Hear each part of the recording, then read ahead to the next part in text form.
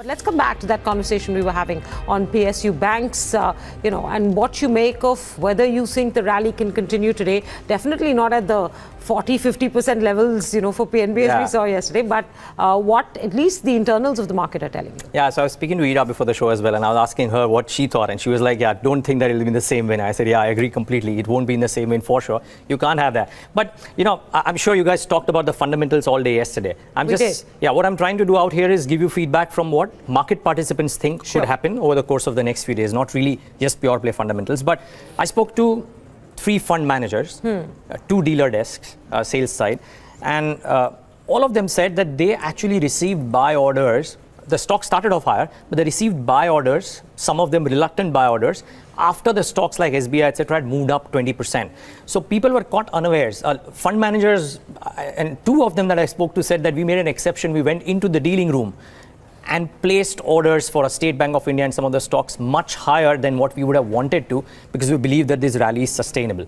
A reference point in how the sentiment was also that some of the bond prices, I think Ira, and we were talking about it, went up in trade yesterday as well. So the sentiment by and large seems to have changed, at least in the market participant mood in dealing room. And remember, these stocks are under-owned. Now, one key thing, and the fund flow stands testimony to that yesterday. I was surprised when I first saw the numbers, but then FI cash numbers were higher. DI actual cash numbers were negative 156 crores. And I was talking to some of these guys, the PSU fund managers, and they said, frankly, we didn't have cash. We sold things in order to buy PSU banks. That's how bullish we have turned for the short term on PSU banks, because we think that the cycle could finally be turning. This is that one meaningful recap. That the one meaningful move is what they said that the government has done. And this is actually a consensus view from 3 guys. Now, I was looking at the trading patterns yesterday, guys. State Bank of India, PNB, BOB, the 3 large ones, volumes were about 3 times the 10-day average. And on these volumes, the delivery percentages were about 50-odd%. So there was some cash market buying corroborated. The data corroborates what the fund managers were saying as well. So this was one more thing. And yeah, you could argue that there were some technical factors, because all 3 large banks had a bout of short covering. A lot of shorts which were there in the system got cleaned. So there was some bit of technical buying as well in addition to cash buying. Whether that continues today, I think that's the interesting one. But Ira, here's where maybe you or Menka, you would have some thoughts as well. But these 2 guys that I spoke to on the fund side, and no, not the dealing side really, just the fund side, they said that to their mind, 1.5 times price to adjusted book for a State Bank of India, adjusted for SBI Life, etc., is not expensive valuation. It's probably average cycle valuation, at least their thoughts. Now, I don't know where you stand here. Yeah, so if you look at the price to book values, and this is something that one banker had pointed out to me. So SBI was always, close to book. So it closed off at about 1.17 times price to book. But the PNBs, the BOBs, the BOIs, the Central Bank of India, which is the large banks, ex-SBI, had all been trading well below book value. Now, it was fair for them to trade well below book value before the cleanup had happened, because nobody believed in the quality of the book. But post the cleanup, I think there was an argument out there that why should they be trading at such a discount to book value? They should be closer to 1-time book at least. And after yesterday's rally, I think most of them are now close to 1-time book. PNB is at about 0.98, BOB is above 1, BOI is at 1.3 times book, Central Bank at almost 1. The smaller guys are still at, so Union Bank is 0.5 times book, IDBI is still 0.5 times books. So I think at 1-time book, you've already seen some of the fundamentals return to the market, right? I mean, so you are saying that, okay, this is now believable. From here on, I don't understand markets as well as you do, but I think the bet should be on how much of this capital can then be used to recover the growth in these banks, and how much can be used to recover the market share. Some of it will obviously go towards provisioning. That will be the first priority, the provisioning, the cleaning up of books. But then from there on, it becomes about who can capture the growth in the market and who can get back the market share.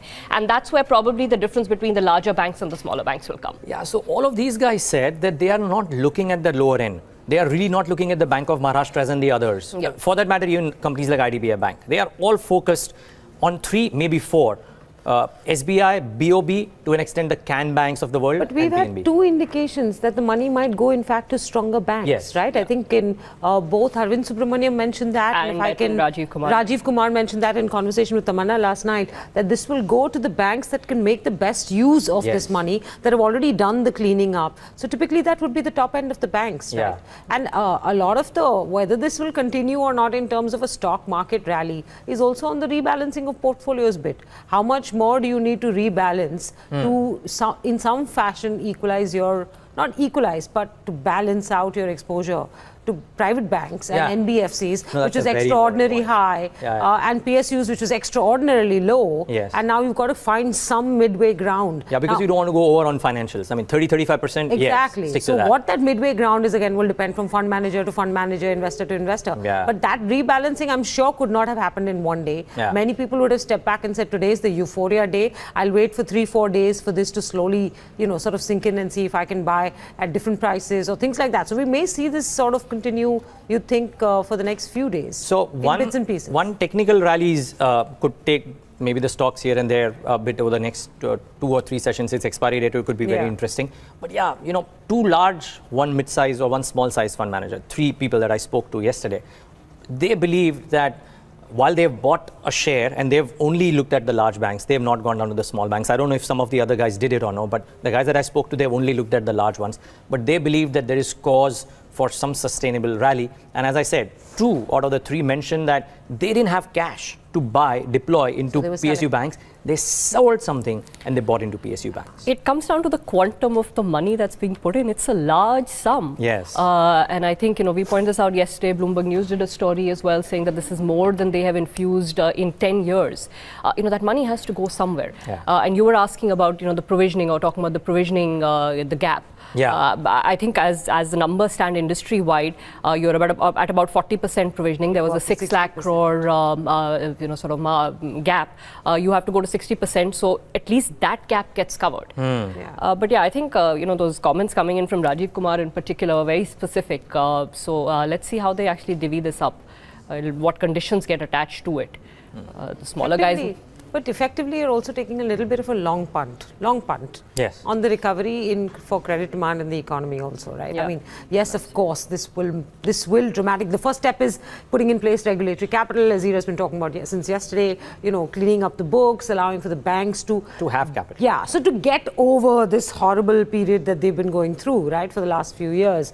But the second step really is the punt on when credit demand will return to the economy and how long that will take and who it will go to. Roads, yeah. It's interesting. The second piece to that, and I can't remember which report, because since yesterday there's been a ton of coverage on this. One of the reports said that does this enable these banks then to start putting money into the new road construction contracts that the government hopes to give out? Because it's not just roads, to be fair. They've also announced, and I know everybody takes this with a pinch of salt, but a bunch of economic corridors that they want to develop, etc. Right? So this is a construction and development activity that goes just beyond a few road contracts or a few road companies. Roads, highways, economic corridors. So then do these banks all become more capable of being able to lend to those sectors? Of course, we may all have our own doubts on whether how many of the companies in these sectors are deserving of any fresh credit or not, and that's a whole different question, but that's a different But that's a valid question, because if they again go and lend to the people and the kind of projects which were not bankable, then you'll be back to square one in but many of those projects years. were not bankable also because the government structures were poor, and I think that we've recognized over the last few years PPP structures and all didn't work out. So anyways, to cut a long story short, you're saying essentially that you expect, based on all the conversations, that this rally will continue over a 2.5 month period, unless something changes globally. Most people believe the stocks are slated to be quite high from where they are right now.